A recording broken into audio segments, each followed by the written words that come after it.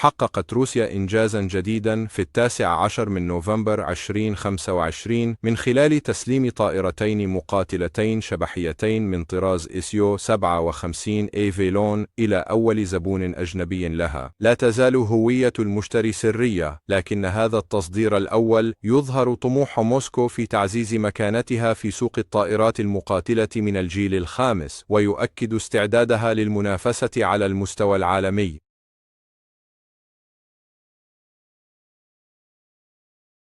في مقابلة خلال معرض دبي للطيران 2025، كشف الرئيس التنفيذي لشركة الطائرات المتحدة أن الطائرتين دخلتا الخدمة الفعلية وتلقتا ردود فعل إيجابية من المستخدمين الأوائل.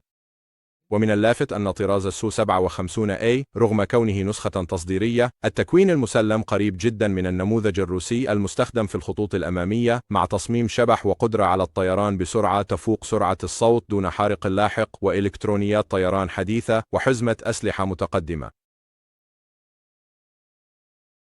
هذا التصدير لا يعد انتصارا تقنيا فحسب، بل هو أيضا استراتيجية اقتصادية وسط الضغوط التي تواجهها صناعة الدفاع الروسية والحاجة للحفاظ على سلاسل الإنتاج. تمثل مبيعات سو 57 مصدرا حيويا للإيرادات.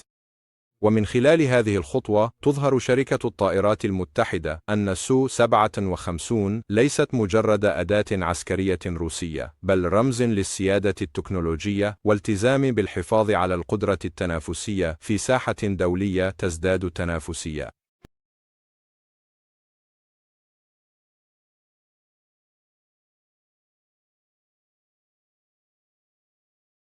نشأ مشروع سوخوي سو 57 من حاجة روسيا لتطوير مقاتلة جيل خامس تنافس F-22. في أوائل العقد الأول من القرن ال21 واجه مهندسو سوخوي تحديا كبيرا: ابتكار طائرة شبحية تحتفظ بجينات الطائرات الروسية المميزة، عدوانية، عالية المناورة، ومتعددة الاستخدامات، لتنافس رابتور و F-35 لايتنينج 2. ومن خلال برنامج باكفا ظهر أخيرا النموذج الأولي T-50، مما شكل نقطة تحول كبيرة في تاريخ تصاميم سوخوي. أكدت روسيا أن سو 57 لم تكن نسخة عن الطائرات الغربية، بل كانت تفسيرا وطنيا لمفهوم التفوق الجوي المستقبلي. وقد أسفرت هذه الفلسفة عن منصة فريدة موجهة نحو المرونة التكتيكية وقوة الضربات متعددة المهام. تشكلت الطموحات الروسية بفعل المنافسة العالمية المتزايدة والحاجة لاستعراض التكنولوجيا العسكرية. لم يكن مشروع سو 57 مجرد طائرة، بل كان رسالة بأن روسيا لا تزال لاعبا رائدا في ابتكار تكنولوجيا الدفاع.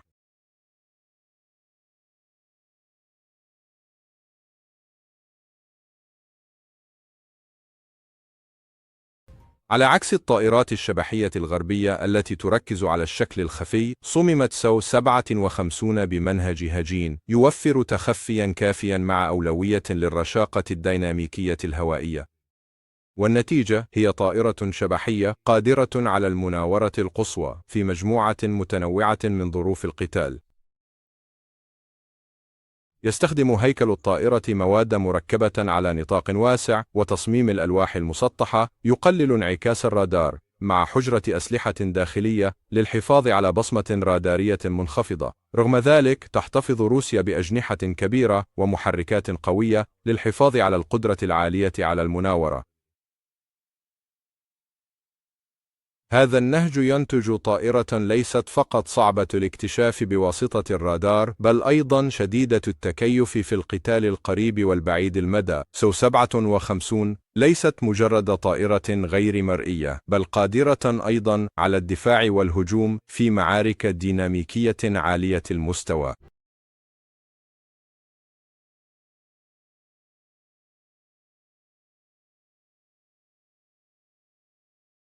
تجهز سو 57 بإلكترونيات طيران متقدمة، منها رادار N أو 36 بالكا SA وهوائيات إضافية على الأجنحة توفر تغطية شبه كاملة بزاوية 360 درجة. يتيح مستشعر الأشعة تحت الحمراء أو LS5 أو M القفل على الأهداف دون إشارات رادارية، مما يعزز قدراتها القتالية الخفية. في سيناريوهات القتال الحديثة، تجمع سو 57 بيانات الرادار والأشعة تحت الحمراء وبيانات المستشعرات الإلكترونية عبر دمجها بخوارزميات الذكاء الاصطناعي. يساعد النظام الطيارين على فهم وضع المعركة فوراً واتخاذ قرارات أسرع، خاصة في سيناريوهات التهديدات المتعددة. واحدة من أبرز مزايا سو 57 هي قدرتها الفائقة على المناورة. تتيح خاصية توجيه الدفع والديناميكا الهوائية المتجاوبة للطائرة تنفيذ مناورات مثل الكوبرا وكولبير، وهي مناورات نادرة في الطائرات المقاتلة من الجيل الخامس الأخرى. مسلحة بصواريخ R-77M، R-74M2 وصواريخ كروز تكتيكية، تستطيع سو 57 تنفيذ مهام متنوعة دون التضحية بقدرات التخفي.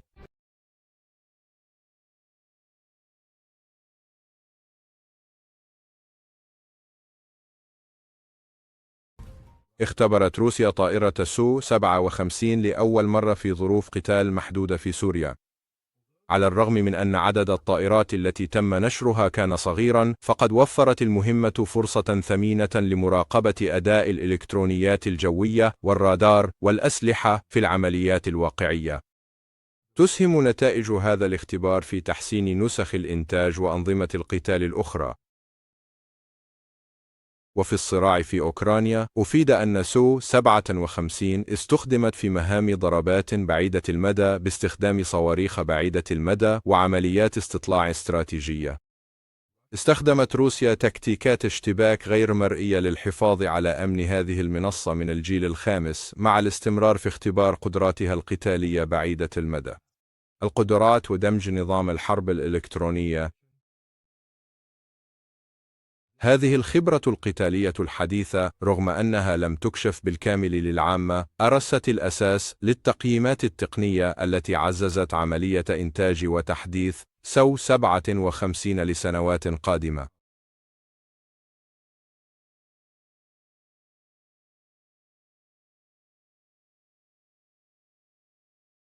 تهدف روسيا لجعل سو 57 العمود الفقري لقواتها الجوية بحلول منتصف القرن. ستوفر النماذج المطورة مثل سو 57M بمحركات إزديلية 30 نسبة دفع أعلى وكفاءة وقود أفضل وقدرة أكبر على الطيران بسرعة فوق الصوت دون الحاجة للحارق اللاحق. أكثر رؤية طموحة لروسيا هي دمج سو 57 مع الطائرة المسيرة الشبحية S-70 أوخوتنيك ب. في هذا المفهوم، ستعمل سو 57 كقائد جوي يتحكم في عدة طائرات مسيرة في الوقت نفسه، مشكلة تشكيل قتال جوي لا مثيل له بين الإنسان والآلة. يمكن استخدام أوخوتنيك في مهام الضربات والاستطلاع وحتى الحرب الإلكترونية، بينما تعمل سو 57 كمركز للتحكم الجوي. يمثل هذا التكامل التكنولوجي اتجاهاً جديداً في الاستراتيجية الجوية الروسية، حيث يشكل الجمع بين الشبحية والذكاء الاصطناعي والطائرات المسيرة المرافقة أساس حروب الجو المستقبلية. سو 57 ليست مجرد مقاتلة، بل رأس الحربة في منظومة التكنولوجيا العسكرية الحديثة لروسيا.